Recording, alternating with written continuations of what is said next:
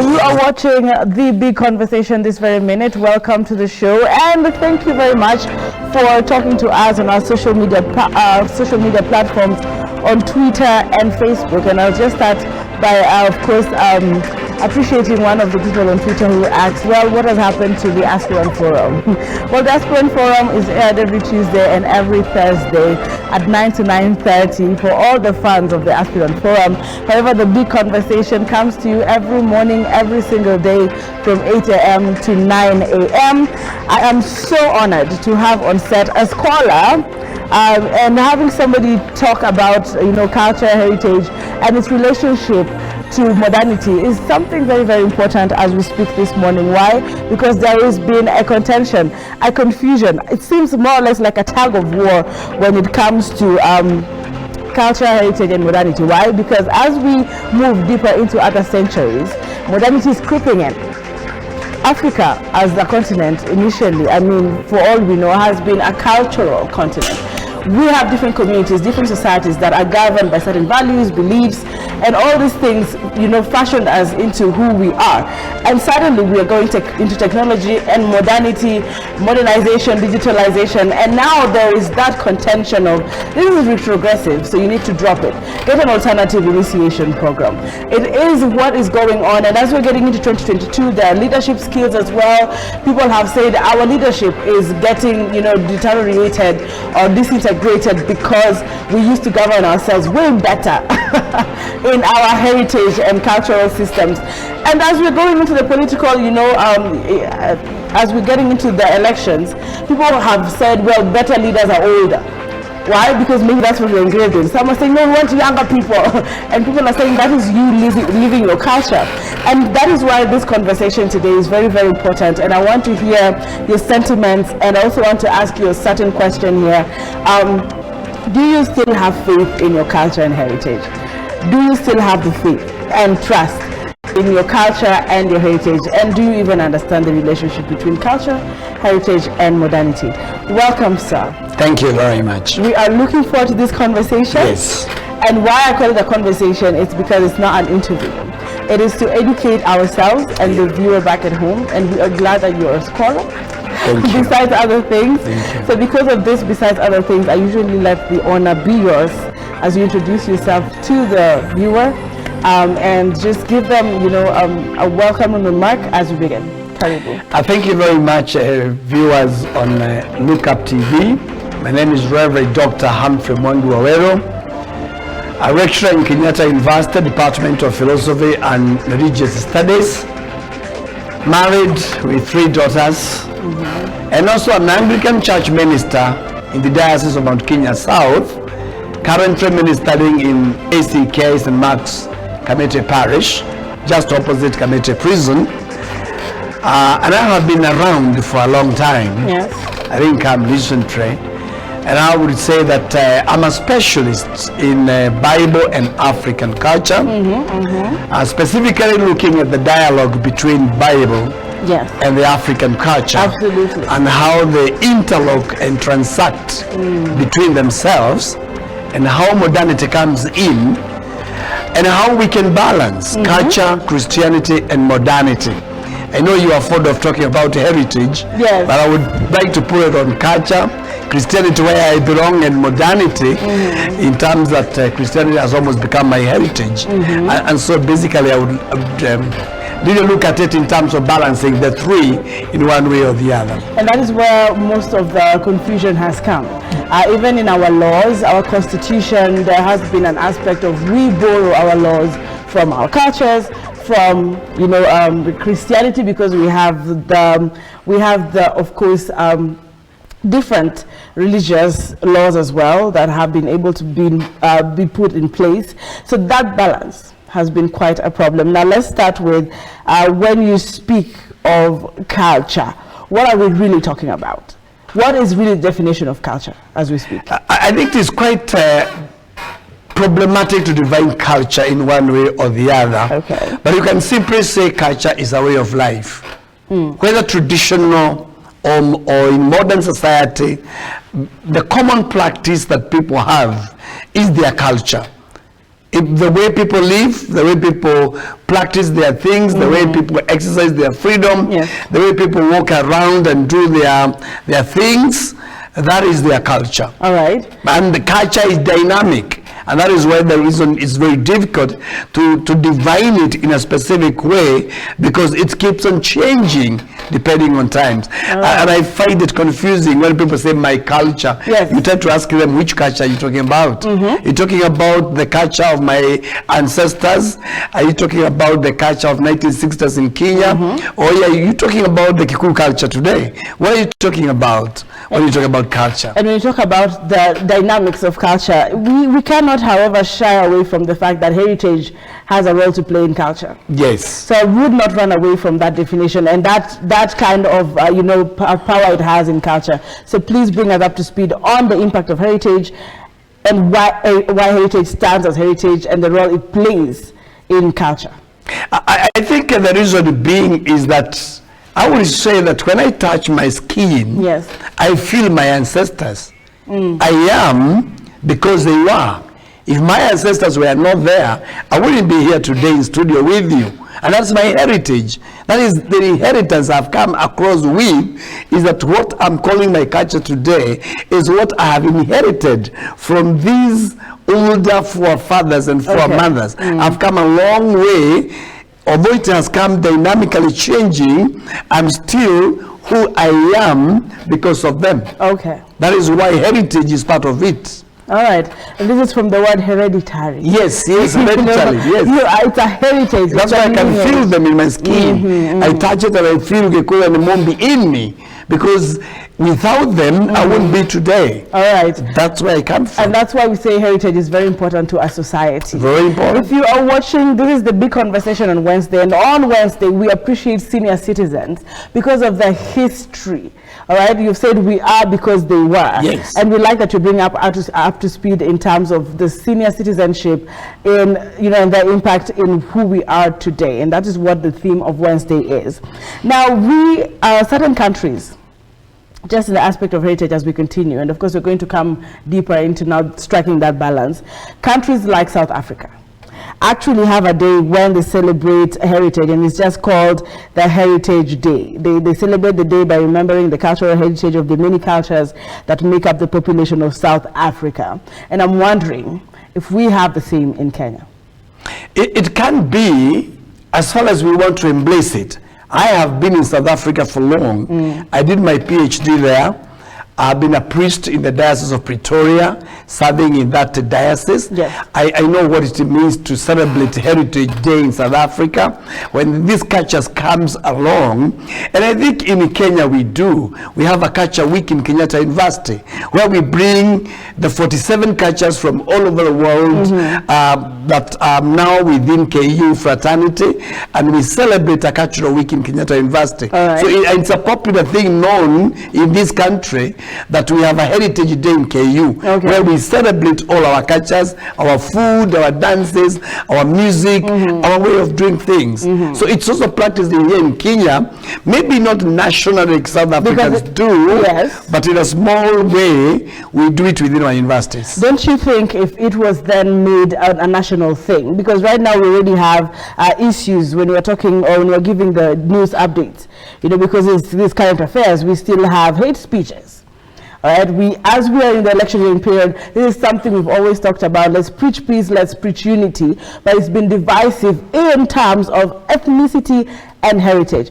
Do you feel that if only this would be done, if we had a culture or a heritage day, would preach more peace, would get Kenyans more united, just to understand each other's cultures? I don't know if you're on the same, if you're not. I would believe that would work out very well, because basically it would make me appreciate other people's culture.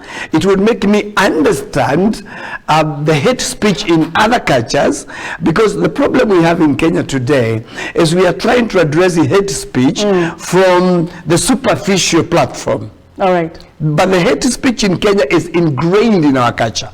If you go even to the very rural areas and you hear people talk about Kikuyus, people talk about Luos, people talk about Luhias, and they don't know them. I was in Rumakada boys in my secondary school in Rurali.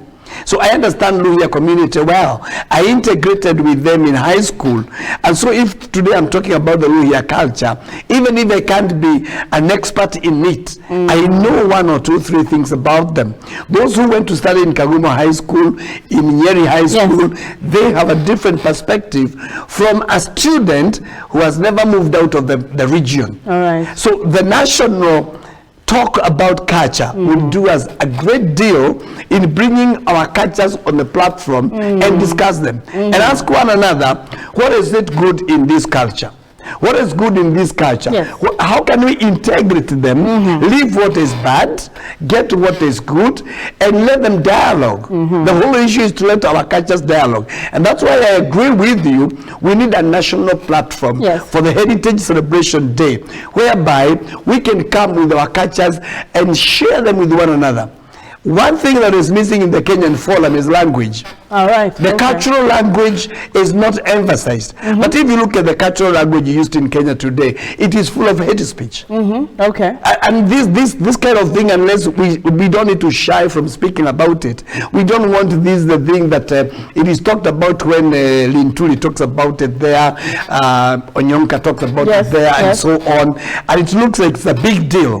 The whole thing is that even if it is not spoken, it is there. All right. What do I feel about your culture? I met you this morning. Yes. What do I feel about the food you eat? What do I feel about your traditional dressing and so on? All right. And this is the forum we need to have as a national issue and discuss our heritage, discuss culture, and celebrate one another. And celebrate one another, because actually it's called a celebration. A celebration. Celebrating heritage. When you have spoken about the integration, Reverend, I want to appreciate that. And having that day, because in the past year, we've had a lot of holidays being made public holidays. Yeah. Very interesting days. And you looking at prayer days, National Prayer Day. You're looking at this day now is declared a public holiday. Maybe as we are talking, the viewers should let us know, do you feel like Kenya should now, it is time to actually point out one day which is now a celebration for heritage in Kenya? Let me know if you're in agreement with us on social media at Lookup TV, on Twitter, hashtag The Morning Drift, and also on Facebook. As a Kenyan, do you feel with all the hate speech going on and the misinterpretation and lack of understanding of cultures, having a national day to celebrate cultures and understanding one another would be important? Maybe the government is watching, and out of this we might have a bill and a law. All right, now let's get back to why we are here.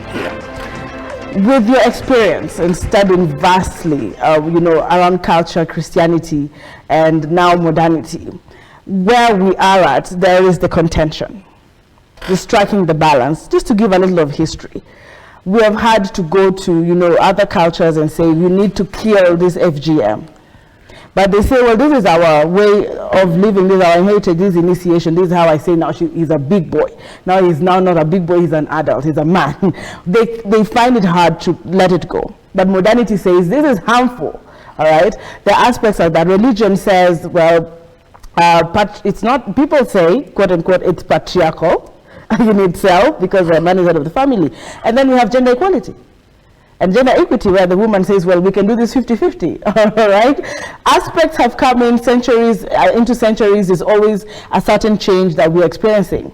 And the problem has been, even in the courts of law, this is what it says. I was married in the customary, wedding. Oh, yeah. When we are divorcing, there is an aspect of modernity in our law and constitution. There is a contention. How do we strike the balance? I think there is this word we call contrapantalism. Okay.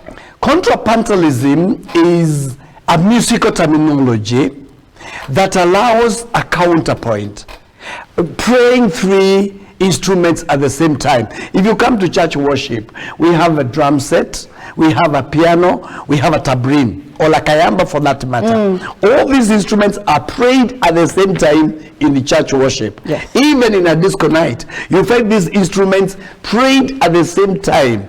And where they meet, they make a rhythm. Yes. That rhythm comes out as a counterpoint, where the keyboard, where the guitarist, where the kayambalist meet. That's the counterpoint. And I believe today in Africa, what we need to do is to get our culture, look at it, Look at what is good in it, pray that drum. Get the modernity. Get what is good in it, pray that drum. Get Christianity or Islam, because we can't escape religion. Look at what is good in these religions and get that and pray the three of them at the same time. One is praying Christianity, the other one is praying culture, the other one is praying modernity. Let them get a counterpoint. That is how we strike the balance. That's how we get it, because today you cannot walk without shoes because you are claiming to be an African. You can't walk without clothes, come here with a sugar alone because you're an African. You need this modernity dressing. At the same time, you don't need to exaggerate the modernity. You need to take a balance as an African woman, as an African man. How should I dress and look decent and look morally upright without going too far? And so basically, we need modernity, we need Christianity, we need culture, we need all of them, but we need to strike a balance. And that is why I'm introducing this word that was introduced by Professor Edward Said, called Contrapantalism. That is borrowed from music. How do you balance the African culture, the Christian culture, the modernity culture, and you come out well? And I have published a book on that called The Bible and African Culture, Transactional Inroads. That was my first publication in 2011. That book tries to bring the three. How you need dowry. And you have to pay dowry. You need the Christian aspect of it. You need modernity aspect of it. And you need to balance. You don't need to go overboard either in asking dowry. You don't need to go extreme in abolishing it. You don't go to modernity in ridiculing it. You need to balance and have it in a way that everybody will enjoy it, everybody will love it, and everybody will see, I am an African, yes. I am educated, I'm a PhD holder, I'm a university don. And at the same time, I'm a reverend in an Anglican church. I strike the balance of all these three things so that I will go to preach in a dowry myself when I'm invited to go and give a homily in that aspect. I'm following you closely, but I still have a concern. Cases like, for example, abortion, which have been really, taking center stage in matters trying to strike a balance, have really come up. And it's been difficult to agree, because that is not what we'll do in our culture. That is not what we will do in our religion. I know it is very sensitive, but that's just for an example. There have been aspects like that, and I just want to ask you in that light, how possible and how long would it take to actually achieve this balance you're talking about? Even according to your book, maybe prospectus, because as it looks, just as gender equity has taken quite some time to be achieved, it is just a question of, is it practical and how long might it take, especially the African continents, to be able to strike this balance that you are sharing with us this morning? I believe it is very possible to strike the balance. I am here as a role model for balance. I'm an Anglican reverend. I'm an African culturalist in terms of culture research and everything else. I am well educated up to Nairobi University and other universities. So basically, I'm not going to extreme in any aspect of life. You will find me in cultural practices. You will find me in modern practices. You will find me in education circles. You will find me in church. I have been able to balance. I'm an example. And you are another example yourself. You have not gone extreme. You're not going to preach about FGM outside there. You're not going to say that everybody must go through FGM to be a woman. Of course, and at the same time, you may not fight the whole teachings of FGM away. You may avoid the act itself, which I also not advocate, but the training of the girl child is very necessary. And that's how we strike the balance. We can avoid the cutting, but we cannot avoid the training of the African girl child to become up as a good African woman. Just like the case we do it with men. And even for men, we do it for hygienic purposes, not for anything else. All right, and I'm sure people had different perspectives on that, and it's good to understand there is hygienic purposes as well. Something about culture, Christianity, or I'd say religion and modernity, is they all in one way or another shape identity. They do. And you want to talk about that? They do. Yes. I am who I am today because I come from a Kikuyu culture. I was brought up as like a Kikuyu man, trained up in Murang'a, grew up in Murang'a, moved to Eldoret, moved to Kiambu, moved to Kakamega, and therefore I am very different from a Kikuyu who has grown up in Murang'a all through and has never left the region. I left Murang'a when I was 18 years to Eldoret. I left Eldoret and I went to Ugari. I stayed in Ugari in my high school years in Umakada Boys, which is now Bishop Jenga High School today. After Form 2, I moved all the way back to Udaga Boys in Murang'a. Then after there, I came to Nairobi. After Nairobi, I went to South Africa. So basically, I am what I am today because of the cultures I've interacted with. So they have an identity, and they shape us differently. So even if I'm in the house today, I'm a different husband. Why? Because where I've been, I'm shaped up differently. And I like when you talk about where I have been, I'm shaped up differently. A lot of people are watching right now facing identity crisis. We've had a lot of youth coming up to say, I am 35, I am 34, and I can hardly strike a balance in my identity. Yes. All right. And as we're speaking, identity is also a very key player when it comes to morality. We've had hashtags on Twitter and social media, and we've had conversations, of course, with senior citizens like yourself, who have now claimed, it is alleged that in this century, in this generation, we lack morality. Yes.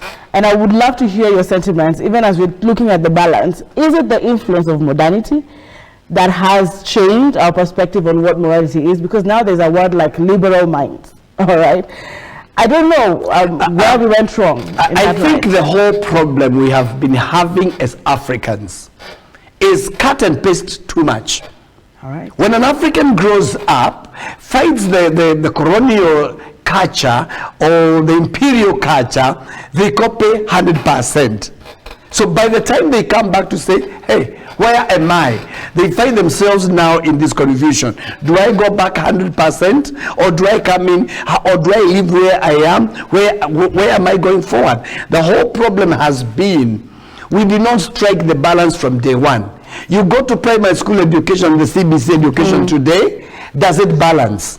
You come to high school, do we balance? You come to university education, do we balance? You cannot come up after I'm 50 and above, then you tell me come and balance. You must have taught me to balance from day one. And I think that is where the Kenyan society should start again. All right. When you get a young child, you refuse them to speak mother tongue.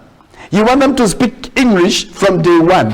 And then when they come up to the age of 18, they cannot express themselves in their mother tongue language. They have lost their heritage, what you are talking about. When they have lost that, then when they are 25 years, you start telling them you are Luo, you are Kikuyu, you are Kisi, you are Abaguzi. They don't know this kind of language. You made them elites in Nairobi, and they have forgotten their culture from day one. So how do they come and balance now? Yes, yes. I think it is the call, is a clarion call to all parents to strike the balance from day one. Speak mother tongue in the house, let the children speak English in school.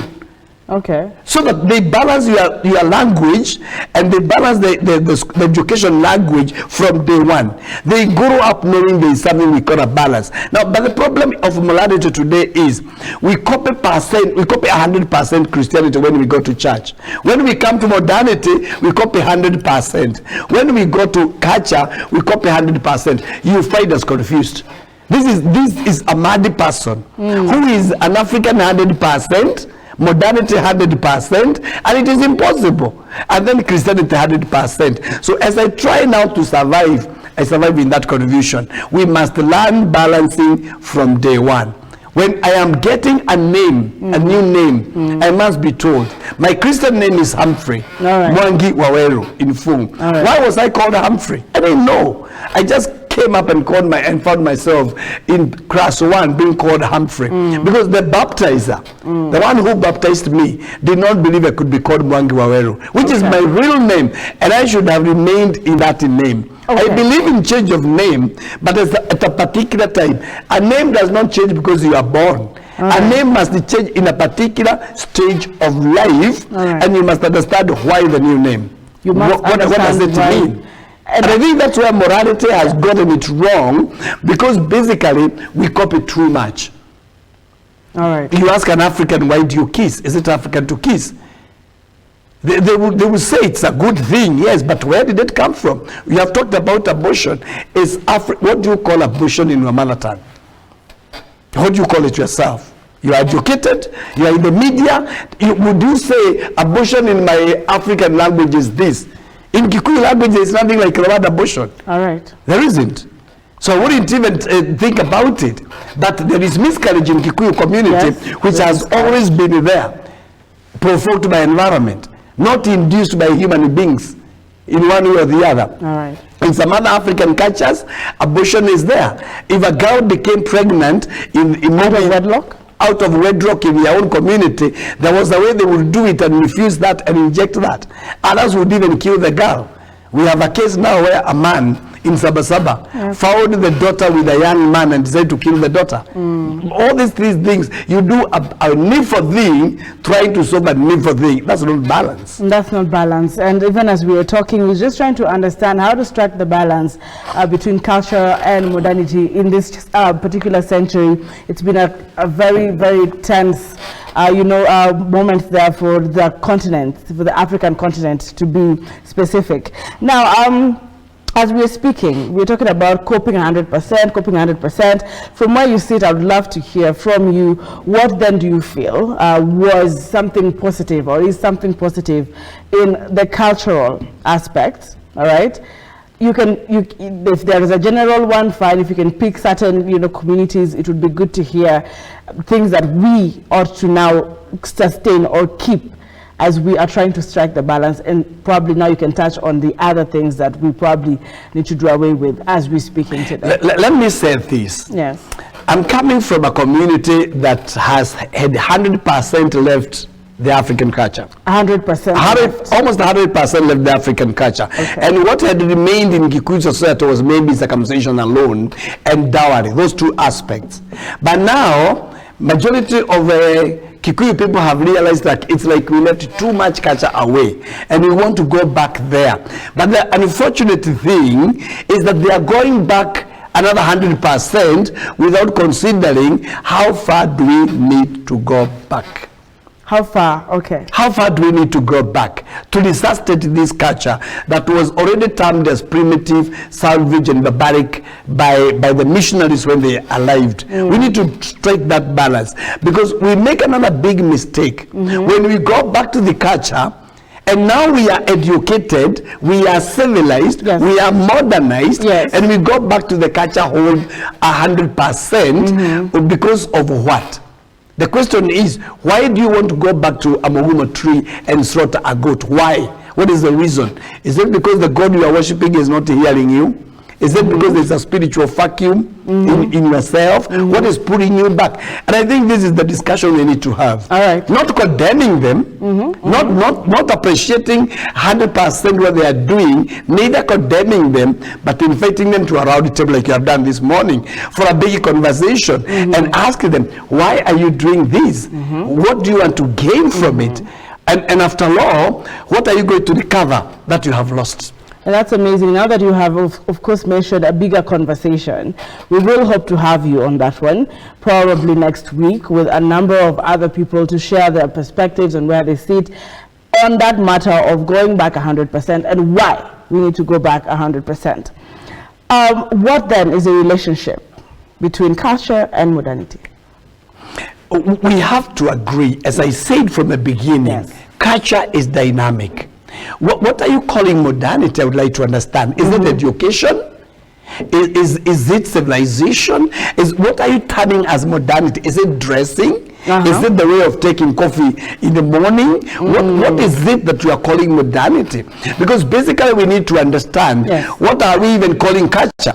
When somebody says that my culture, what does the person mean? Can he be able to write it down and divide what is he calling his culture? Because majority of Africans will talk about my culture when they want a gain in something. When you provoke them, when you touch ask them, they talk about my culture. Majority of us will talk about modernity when I have something that I want to gain from that line. Otherwise, culture is dynamic. And we have moved from that traditional 19th century thinking to 21st century thinking, and I would like somebody to tell me, Daktari, you are not a Kikuyu, you are not an African today because of 1, 2, 3 in modernity you have done. Okay. There is it. I'm 100% Kikuyu. My names are Kikuyu Maybe names. you're scholarly. My culture is Kikuyu. Yes. I'm a specialist in this culture and everything else. I'm editing a book now being written by Dr. Nyamu Joka from Thika, and he wrote it and he has gone back to culture, and he's a reader of the Kikuyu cell groups and whatever they do. But when he writes a book and he knows I don't belong to those people, he brings to me to edit. Okay. Why? Because he knows as much as you are going to practice the culture, you need modernity a bit. All right. You need the balance. You need the balance. And what do? You go to the modernist guy, and who is still a cultural guy, to balance for you. All right. You talked to us about the balance from an early stage, and I would love to hear your recommendations on how to actually do that. Maybe the government authorities are watching this morning, and parents as well. And you want your child, like you said, one of the things is let your child speak your heritage language in the house and speak the official languages at school. However, this same child is going to get a neighbor who will speak to them in that language you expect them to speak in school. That's just some of the concerns that I'm seeing here on the feedback. So the question is, from where you sit, what recommendations would you give in starting to actually achieve this balance from the early stages of life, in terms where the school can do it, how the parents can do it, and how I can personally take the initiative as a youth to do that, to strike that balance? For me, there is something the government introduced which has not been taken very seriously. Nyumbakumi initiative. I don't want Nyumbakumi initiative to be a project of security. I want Nyumbakumi initiative to be a heritage thing, to be a cultural thing, where the Nyumbakumi people can meet, talk their mother tongue, eat their food from different cultures. If you are Kisi, like my neighbors in Roiro are Merus and Kisis, yes. And in our Nyumbakumi initiative, I want to meet these people. We eat with them together. Let my children learn their language and the key things in that language in the Nyumbakumi initiative. Let my children go to school and learn the modernity in school. When they come back in the evening, they find me in my culture and I teach them my culture. When we go to Nyumbakumi initiative, they learn the Kenyan culture from our neighbors. And I think this is the way to balance it, so that all said and done, our children can appreciate the neighbor's culture. You know the problem we have. As I grew up, there is these two communities in Kenya I was taught they are not good culturally. That is what you were taught. Culturally. Okay. How do they teach me that they are not good? Naming them, then the way they call them. I want you to investigate, what does a Kikuyu call a Kalenjin? What does a Kikuyu call a Luo? What does a Luo call a Kikuyu? What does a Kalenjin call a Kikuyu? Or what does a Kizi call a Kikuyu? In their mother tongue? In their mother tongue. Okay. When you investigate that, you will see that this kind of failure to strike the balance of living together as a nation is from the word go. CIC commission has become a commission of arresting the hate speech mongers. That is not their work. Their work is to come down in schools and teach culture, teach cohesion, teach integration from class 1 to grade 6, and then to class 8 or junior secondary. In high schools, let them tell us, how do you live with one another? How do you appreciate the other people's languages and grow up with them? And I believe if culturally we integrate that, then we come to what you suggested, a national day to celebrate our heritage. And we have come all the way from the primary school. We are going to be champions. Let me give you a good example. Yes. During the 2017 elections, a national leader in this country stood and said, this is a madman. I have not heard them retract that statement today, telling us this man is not mad. He is a good man. He is a great man. They're just talking about this man is good, we can electrify, but nobody is standing up and saying, I said this man is mad. he is not mad. And the Kikuyus have believed the statement. Why? Right. Because it came from a national leader that this man is mad. How do you tell my mother? My mother is 91 years old. How do you tell my mother? A statement issued by a national leader is not correct today. How? Right. Unless the same national leader wakes up and come with you and say, brethren, this is my friend, he is not mad. Okay. He is a gentleman. He is a good leader. We can support him. They are shy. All right. They are shy of coming up to clean somebody, yet they are selling somebody. And what culture is that? And that is a culture that we're saying is has been in the political scene for a while. And what we are hoping from this big conversation is to turn around what has just started being felt already. And we are hoping that the peace and cohesion comes from this, beginning. As we're beginning, it's just the second year of January. We've not gotten closer to August. So we are saying, as we are training our children, it is from our houses. It is from the vernacular. Pardon me. Now, so far, as you're speaking, there are adults that are going to vote. We have missed the chance of molding these people from the heritage, from the vernacular. They're now of the mindset that we are seeing on social media. They're now in the mindset that is very ethnic. But we are trying to turn this around as a country, because the elections are yet, even the IEBC has rolled out another mass voter registration. From where you sit as a reverend and having understood the culture and different cultures and the integration of all these three things, what would you say each individual can do, or in our capacities or bodies that bring people together, in mindset change, right, in perspective change, to be able to embrace that unity as we're going in, so we can vote as one nation, all right, for one Kenya in peace. I don't know what you have to say as it stands. Maybe I told you I'm a role model of striking a balance. Yes. I have not told you that I'm a politician. But if you come to Kiambu politics, I'm a chief politician in Kiambu in my own capacity. All right. That I could lead even a national party in Kiambu County. And coordinate the nominations, coordinate the elections to the highest order. And I want to tell you, I have not clashed with anybody. All right. You are ODM, you are my friend. You are Jubilee, you are my friend. You are Kazi kwa Kazi, you are my friend. I balance because I'm a reverend, and in the church I have all these people in my congregation. And this is what we need to do in Kenya today. Yes. That we don't need to discriminate. All right. We don't need to look at people from their cultural background and hate them out of their culture. And that's why I'm telling you, if Kenya wants to become one, the Commission for Integration should stop being a salaried commission. Because basically what people do when they are appointed there politically, they get their salaries for 3 years. They wait to be renewed and they go. But ask them, where is your education manual?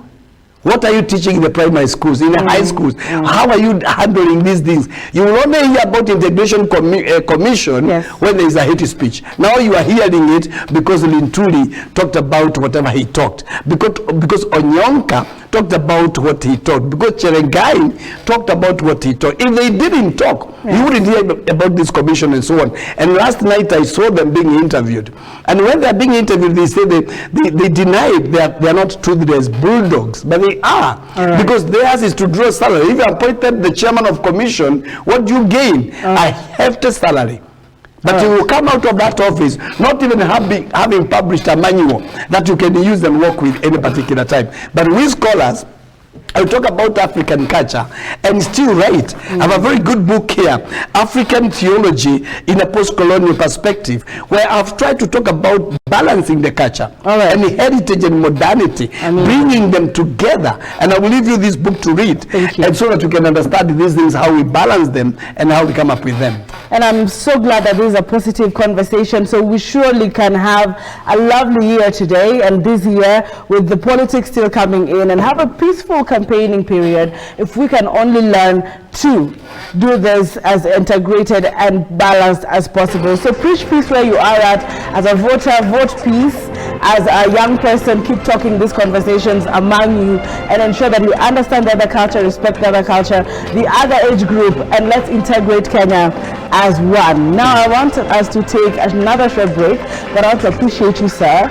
And for that book, please get that book. Where do we get the book? In the bookshops? It is there in KU Bookshop. Yes. It is there in Catholic Bookshop in Nairobi. Yes. You can get them around. So get them around. I'm sure they're affordable, and if you need an autograph, we can have Daktari come to you or you go to him. But thank you so much for your time. Allow me to take this very short break. We're coming in after the break with Ground, where we hear your voice and enjoy that moment with you. Also after that, the Culture Umbrella, which is pretty much hyped. I don't know if I will dance to of course, the speed that they're coming in with. This is the Morning Drift. Keep tweeting, keep talking to me. We'll be right back.